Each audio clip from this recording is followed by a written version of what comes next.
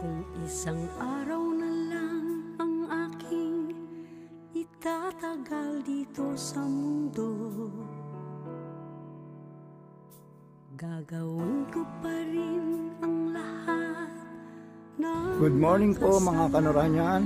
Andito po ngayon tayo sa Loyola Memorial Park sa Parañaque. Ano po, ang oras po ngayon ay alas 8 ng umaga. Nandito po tayo, ayan. Nakita po ninyo, napaka-green, nakapaligiran sa Loyola Memorial Park. Ayan po, ngayon po ay araw po ng Sunday, July 27, 2021. Ayan po mga Kanoranyan. Ito po naman tayo ngayon sa hallway. Papunta po tayo sa Villamayor Mausoleum. Ano po? Dito po nakahimlay ang mga magulang, mga kapatid ni Ate Guy. Dito sa kanila pong family mausoleo. So ito po yung hallway. Napakaganda po ng hallway sa kanila. Ayan. Hallway po yun. Yan po ang hallway. Papunta po sa Villamayor Mausoleum. Ayan na po. Ito po. Nakikita nyo po yung malaking puno. Yan po yung part na po ng Villamayor Mausoleum. At meron pa pong bakanting space dito po sa may parting kaliwa. Ayan po. Ito rin po. Meron din pong bakanting space dito po sa kanan. Ayan. Nakita po ninyo, napakaganda po ng location dito.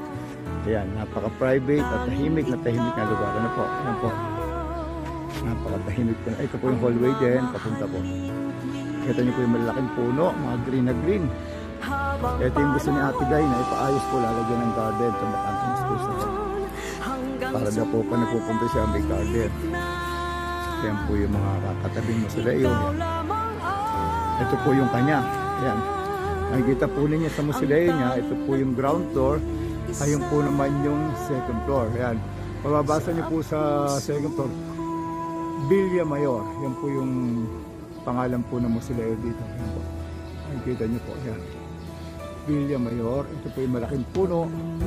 Lampas po sa second floor. Yan po second floor na yan. Bali private room po yan ni Ate Guy.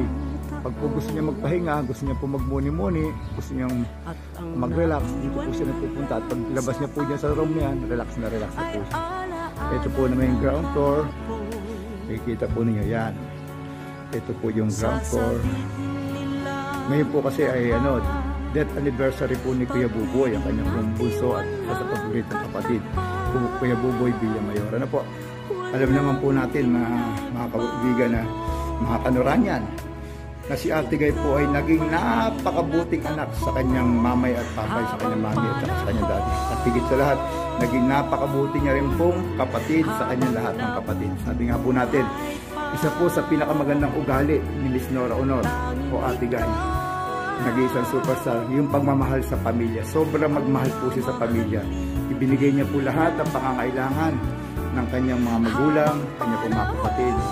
Ganyan po kamahal ni Ate Guy ang kanyang pamilya. Hanggang sa uli sandali, alam po natin, hindi nagpabaya si Ate Guy sa kanyang mga magulang at sa kanyang mga kapatid. Ganyan niya po kamahal ang kanyang pamilya. Yan po ang tatak ni Ate Guy, Miss Nora Honor o nag-iisang superstar. Ito po yung loob. Malaki po ito. Yan, kita po yung garden sa labas. Ito po yung loob ng mausoleo. Ito po naman yung kanyang mini altar. Hindi po mawawala. Yung mini altar, meron Santo Niño. Sa taas po naman, yung image po naman ni Papa Jesus. Ito po yung hagdanan. Papunta po sa private room ni Miss Nora Honor sa second floor. Ano po? Yan po yung sinasabi ko na kapag medyo nalulungkot po siya, gusto niya mag-isip, gusto niya magpahinga, umaakit po lang niya sa taas. Mula daw po noon hanggang ngayon yung pong ginagawa niya. Pag gusto niya pong mag-rest, mawala stress, mag-isip na maayos, umaakit lang po siya yan, nagpapahinga. Pakiramdam niya po kasi kasama niya yung mga kapatid niya, mga magulang niya, kaya madali po siyang nare-relax. Ano po? Ganyan po kasimple ang buhay ni Ate Guy. Hindi nagbabago. Simpleng superstar, simpleng Ate Guy. Yan po. Basta po araw po ng araw po ng birthday ng kanyang magulang, birthday ng kanyang kapatid, o araw po ng death anniversary, hindi po pwede na hindi po ipagdasal, alayan ng bulaklak, lagyan ng kandila ni Ate Guy, sino man po sa kanila. Ganyan po siya talaga magmahal sa kapamilya niya. Sobra po siya magmahal sa mga nagmamahal sa kanya at mga minamahal niya. Kaya saludo po kami sa iyo, nag-iisang superstar. Salamat po sa pagmamahal, Ate Guy. Alam ko marami pa po nagmamahal sa iyo hanggang ngayon at mahal na mahal ka po ng lahat ng mga totoong Noranian. Ano po? Maraming salamat po, Ate Guy.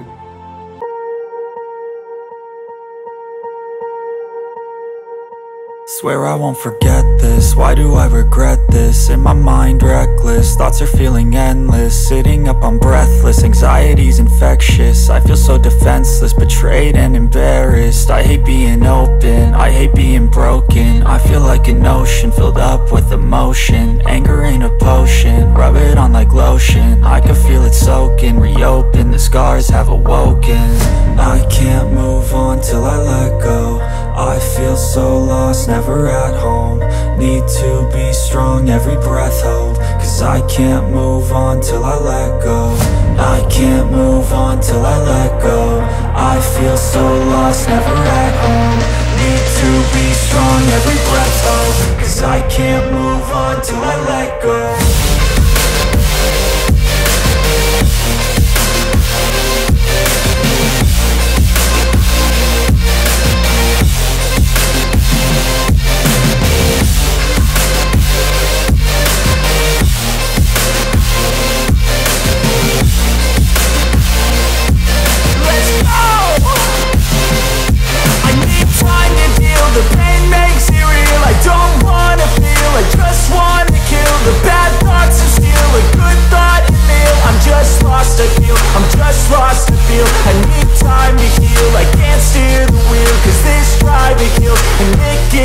A nice road it feels. I slip off the peel and crash all the steel. Will I ever heal? I can't move on till I let go. I feel so lost, never at home. Need to be strong, every breath hold. Cause I can't move on till I let go. I can't move on till I let go. I feel so lost, never at home. Need to be strong, every breath hold. Cause I can't move on till I let go.